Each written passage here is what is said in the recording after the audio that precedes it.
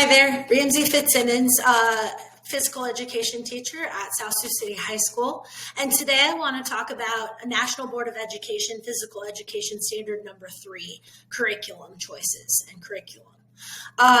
One of the things that I highly consider when I'm planning my curriculum is my standards.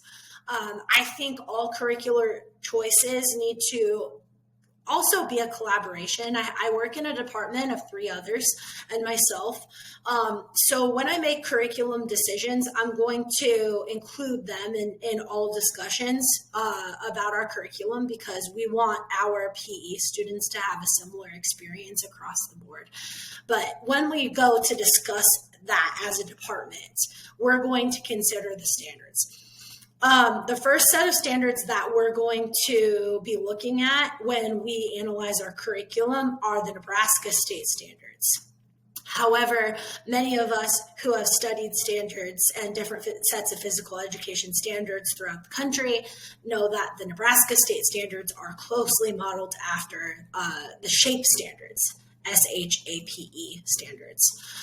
So I also am going to include a perusal of those as well when I'm planning my curriculum.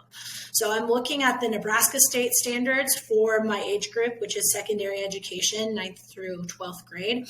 And then I'm going to kind of cross-reference those with the SHAPE standards. And anything that I feel I'm missing within my curriculum, I'm going to make sure that it matches the SHAPE standards.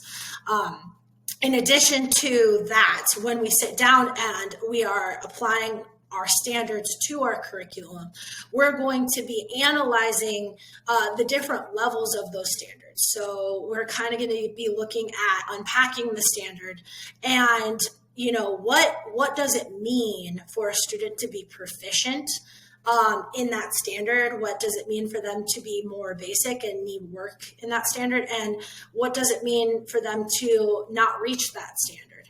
And all of that is going to be unpacked and discussed when we're curriculum planning. And then that's when we can take those discussions and apply those to our actual curriculum and designing our curriculum. And we're going to choose units and activities that match those standards, the content that we need to get across to our students. And we're going to make sure that any decisions that get made about those units also match with those standards. And we're going to look at our students' needs. So after the standards are applied and we've unpacked the standards, we're going to look at student needs, and we're going to look at where they're maybe proficient or deficient, and we're going to make sure and emphasize units where we feel that they might be deficient in movement patterns, collaboration, etc. So that is my discussion on curriculum. Thank you.